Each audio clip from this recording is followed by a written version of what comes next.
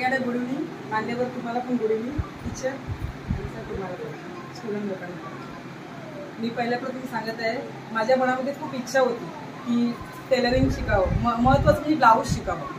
कारण जेव्हा आम्ही ब्लाऊज शिवायला देतो इतरांकडे तेव्हा असं वाटतं अरे 350 रुपये काय शिवतात असं मनाला वाटायचं.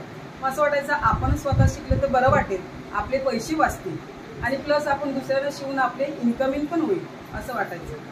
पण जेव्हा चर्चमध्ये आम्हाला डिक्लेअर केलं की फ्रीमध्ये सिस्टर आणि सिस्टरांच्या कॉन्व्हेंटमध्ये क्लासेस चालू करणार शिवण क्लास, तेव्हा आम्ही 2-3 बहिणी मैत्रिणी एकमेकींना सांगितलं अरे वा आपण शिकायला जाऊया. कारण का आम्ही ठरवलेलं होतं की आम्हाला पैसे देऊन कुठेतरी महिनाभरासाठी शिकायला जाऊया असं आम्ही ठरवलेलं.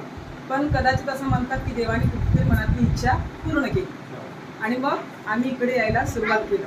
असं वाटायचं की किती सोपं असेल, पण जेव्हा आम्ही मशीनवर बसलो पहिल्या दिवशी टीचरने आम्हाला सांगितलं पायडल मारून मारून आमचे पाय दुखायला लागले, कारण खूप कठीण होतं ते. आणि मग सुई कशी लावायची, धागा कसा घालायचा, कुठून कुठे जातो धागा, खालून कुठे जातो, वरून कुठे जातो, असं मी सगळं शिकलो आणि टीचरांनी ते आम्हाला शिकवलं. आणि जेव्हा ते करत होतो तेव्हा स्वतःच्या मनाला वाटायचं अरे बरंच कठीण आहे ते, कारण खूप काहीतरी त्याला करावं लागते. म्हणूनच ब्लाऊजवाली 350 किंवा 400 रुपये घेते.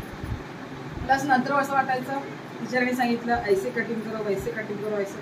पण जेव्हा टीचर शिकवायचे तेव्हा आमच्या पूर्ण डोक्यावरून जायचं, कारण आम्हाला समजायचंच नाही कसं कटिंग करायचं, कसं आकडा, कसं मोजायचं, कसं माप घ्यायचं, काहीच आम्हाला समजायचं नाही. पण जेव्हा आम्ही हळूहळू टीचरने आम्हाला सांगितलं असं करा तसं करा तेव्हा आम्हाला सोपं वाटायला लागलं. आणि एखादी शिलाई आमची चुकली तर टीचर बोलायचे खोला, तेव्हा आम्ही सांगायचं टीचर राहू दे ना कशाला खोलायचं, कंटाळा आलाय.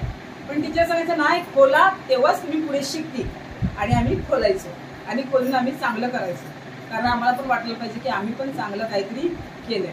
आणि सुरुवातीपासून मुलीचा फ्रॉक, परत रुमालावर कशी डिझाईन करायची किंवा रुमालावर कशी शिलाई करायची, हात शिलाई, फॉलबिडिंगची कशी शिलाई आणि आपण चादर असतो त्याची शिलाई, मुलींचा फ्रॉक, परत एम्ब्रॉयडरी, ब्लाऊजची शिलाई, पिशवी कशी शिवायची, अशा सगळ्या गोष्टी टीचरने आम्हाला हळूहळू सर्व शिकवल्या आणि आमच्याकडून करून घेतल्या.